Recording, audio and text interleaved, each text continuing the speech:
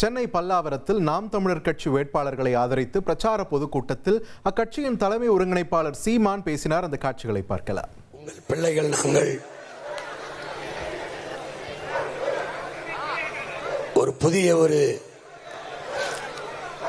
தேசத்தை படைக்க வேண்டும் என்கிற கனவோடு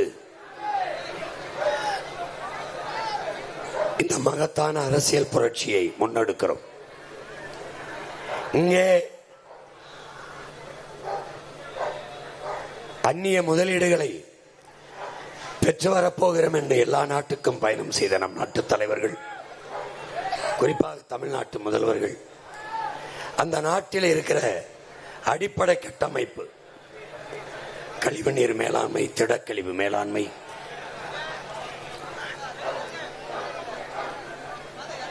மின் உற்பத்தி விநியோகம், சாலை ஓடுதல் பராமரித்தல், கழிவுநீர் மழைநீர் வெளியேற்றுதல்,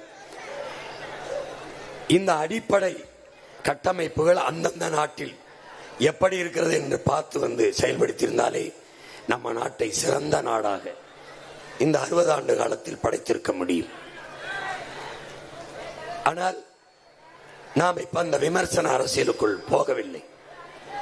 ஆக்கப்பூர்வமாக அடுத்து வருகிற காலங்களில் இப்போது இந்த ஆட்சியை நாம் கைப்பற்றினாலே 10 ஆண்டுகள் 15 ஆண்டுகள் ஆகும் சிறந்த நாடாக நாம் இந்த நாட்டை மாற்றி படைக்க. அதனால்தான் வேக வேகமாக ஓடிக்கொண்டிருக்க காரணம். இதிலே தலைநகரை 60 ஆண்டுகளாக ஆட்சி செய்த இந்த அதிமுக எப்படி வைத்திருக்கிறார்கள் என்பது என் அன்பு சொந்தங்களுக்கோ என் அருமை உடன் பிறந்தார்களுக்கோ நான் சொல்லி தெரிய வேண்டியதில்லை. மிக மிக அடிப்படையான மழைநீர் கழிவுநீர் கூட வழிந்து ஓட நமக்கு வாய்க்காலோ கால்வாயோ இல்லை. ஆனால் நமக்கு ஒரு கனவு இருக்கிறது. நம் நாடு எப்படி இருக்க வேண்டும், கல்வியில் எப்படி, மருத்துவத்தில் எப்படி, போக்குவரத்து எப்படி இருக்க வேண்டும், மின் உற்பத்தி விநியோகம் எப்படி இருக்க வேண்டும், எல்லாமே வேலை வாய்ப்பை எப்படி பெருக்க வேண்டும், பசி இல்லாத நாடை எப்படி படைக்க வேண்டும், ஒவ்வொன்றுக்கும் தனித்த சிறந்த சிந்தனையில் செதுக்கி நம் நாட்டை எல்லாமே காட்சிப்படுத்தி வைத்து போட்டு காட்டிக் கொண்டு வருகிறோம். ஏனென்றால் கனவை காகிதத்தில் வடித்து வைத்தேன், யாரும் படிக்கல. தத்துவத்தை தாளில் எழுதி தந்தேன், யாரும் படிக்கல. ஏன்னா படம் பார்த்த சமூகம்ங்கிறனால வேற வழி இல்லாம படம் போட்டு காட்ட வேண்டியதாயிருச்சு. இப்போ நேரம் ரொம்ப குறைவா இருக்கு. அண்ணன் இந்த திடக்கழிவு மேல இப்ப என்னன்னா, உனக்கு தெரியும், ஒரு நாட்டை அழிக்க அணிகுண்டு போட வேண்டியதில்லை, பிளாஸ்டிக் பாலித்தீனே போதுங்கிறான்.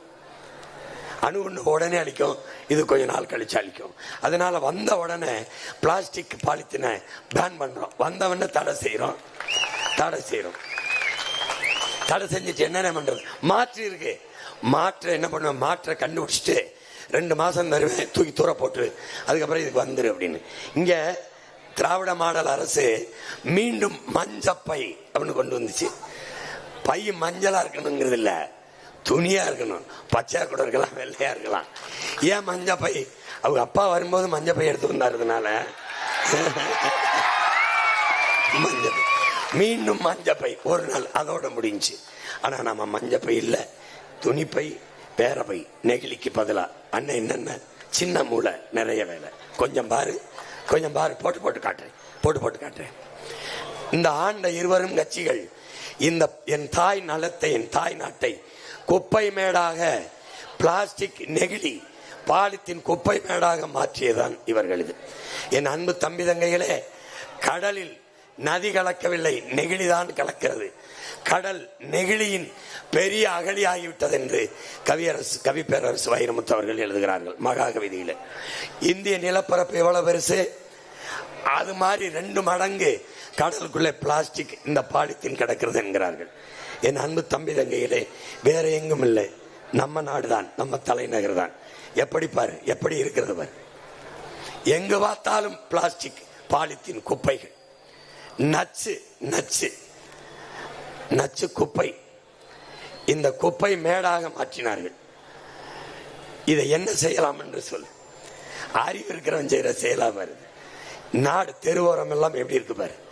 இந்த திடக்கழிவு மேலாண்மை என்பது நம்ம நாட்டில் இல்ல. இப்ப நம்ம கொடுங்கையூர், பெருங்குடி, இதுல எப்படி குப்பை கிடக்குது, மக்களின் வாழ்விடங்கத்துக்கு அருகிலேயே தான் இருக்குது. அதுவே தீப்பற்றி எரியும். இந்த புகாயை நம்ம சுவாசிக்கும் போது நுரையீரல் தொற்று, புற்று, கண்ணெரிச்சல், தோல் நோய் எல்லாம் சாக வேண்டியதான். ஒரு நாளில் இனி செல்லும் இடமெல்லாம் செய்தி.